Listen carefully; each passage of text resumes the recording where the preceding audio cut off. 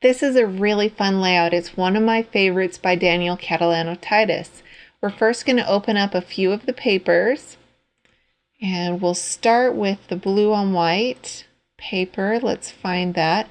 Now, because of the video quality, you may not be able to see this paper very well, but when you open it up in Photoshop yourself, you'll be able to see it well, and especially when you print it, it'll look really nice. We're also going to open up the red flowers paper. And I'm going to go down here and look for that. There we go. Click open.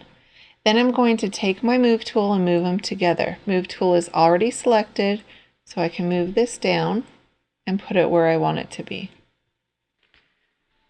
Next, we're going to open the frame.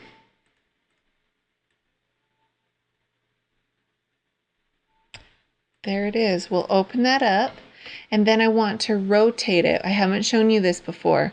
We'll click on Image and then Rotate. Now if you have another version of Photoshop, Rotate might be a little further down the line, but it will be there.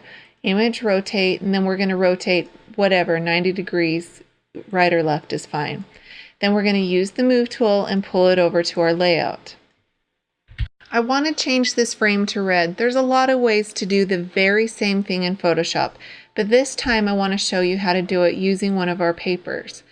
File, open, look at the thumbnails. We're going to pull up the red paper. Now this red paper looks fairly plain, but when it's printed you'll see a little bit of texture in it, which makes it look kind of neat. We're going to drag it over to the layout. Now, what you have to do is you have to make sure it's directly above the frame layer in the layers palette. That is very important. Then what we're going to do is we're going to click Layer, Group with Previous. If you have the full version of Photoshop, it will be Layer, Create Clipping Mask. Remember, Create Clipping Mask if you have the full version of Photoshop. Now, if you click on that, it automatically cuts that paper to the size of the frame. Isn't that neat? Now, this frame doesn't really matter where it is, but if you had a different paper, maybe the flower paper or something over it, you can move that paper around on top of it until you get the image exactly where you want. Because we're working in layers, I can go back to a layer that I worked on before and move it around as I want. This one, for example, I've decided maybe I want just a little bit lower. I can go ahead and close some of these background papers that I'm already finished with because they're going to slow down my computer a little bit. We don't want to save the changes. I'm going to go ahead and leave this one open though because we're going to do something new with it. File, open. We're going to look for a little paper tear. This is a really fun option for this CD. I'm really excited about this flower tear. It's hard to see here, but there is a paper tear here. It's in the shape of a flower, and when you put it on top of your papers, it'll look as if you really tore it out of the paper. It's really neat. Okay, now to use this, first what we're going to do is we're going to drag our paper over onto our layout. I want to move this flower paper up to the top layer. I don't want it underneath the frame. I want it above. So I'm going to move it up. But I'm going to show you a common problem that happens. It's easy to fix, but if you do it, you're not going to know what to do. I move it above the frame, but I forgot to move it above the red paper.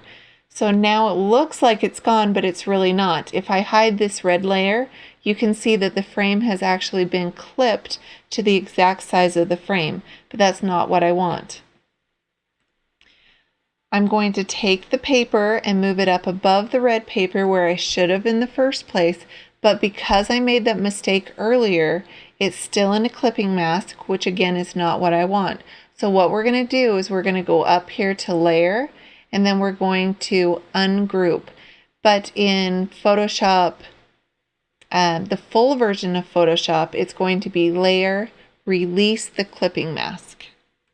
Right, you may wonder why in the world I have this up on the top blocking everything, but it'll make perfect sense in just a second. I'm now going to take the Move tool and I need to click on part of the actual flower tear to move it over. So I'm going to click here and then move it over. Now this is near impossible to see, so I'm going to go ahead and take my zoom tool here and click around it. I can barely see to even do that, and you can still barely see it there, but it is there, my flower tear. Now I'm going to take this is the magic wand tool. On other versions of Photoshop, it's not going to be in color. It'll look tiny bit different, but when you hover over it, you're going to be able to see that it is the magic wand tool. And remember, you can right click on different tools if you want to see what's underneath. We'll take the magic wand tool. We want to make sure we're on the flower tear layer. Now it's hard to remember this is the flower tear except for the fact that I just did it, so I might want to double click on this, and then I might want to rename it flower tear, whatever I want to do. I'm going to click inside the flower tear, and then this magic wand tool actually selects the inside of that flower tool. It's a great tool. Let's go ahead, and I want to see the whole layout again. So I'm going to go up here, I'm going to click on View, Fit on Screen. That'll allow me to see the whole layout again. And then you can see here I have my flower selected right here. Now the next step in this process of cutting out the paper is what we want to do is we want to click Select and then Inverse. See how it's now inverse the selection? See, there's a selection this way and that way. So everything from here to there is now selected. If I click on my paper, the red flowers paper, I can press delete on my keyboard and delete that part of the paper. Now I'm going to click select, deselect, and I'm all done. I've got that cute flower tear. And again, it's hard to see on a low resolution monitor, but when you print it, it's going to look really neat. What I can do over here in the layers palette is I can link these layers together. If you have Elements 4.0, Elements 5.0, or the full version of CS2 or CS3, you can link layers the way I'm going to show you now. Otherwise, you'll need to go to our tips section on our website, go underneath Introduction to Digital Scrapbooking, click on the Layers tutorial, and you can learn how for older versions of Photoshop to link the layers. It's very easy.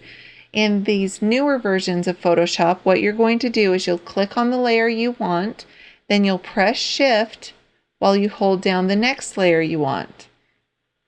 Then you're going to click on the Link Layers button. The Link Layers button is often at the bottom. In this version, it happens to be at the top. Now notice it linked those two layers together, which allows you to move these two together. This is going to reveal a problem that I created. I accidentally, when we cut out the flower, I didn't think about the paper on the outside, but I decided to keep this in the tutorial because I wanted to show you an extra step. It's always good if your teacher makes the mistake because then you can learn from her mistake, right? We're going to go ahead and click on this marquee tool. Then I'm going to select around the flower. Now I'm going to show you what I should have shown you the first time, but this is great because now you're learning two different ways.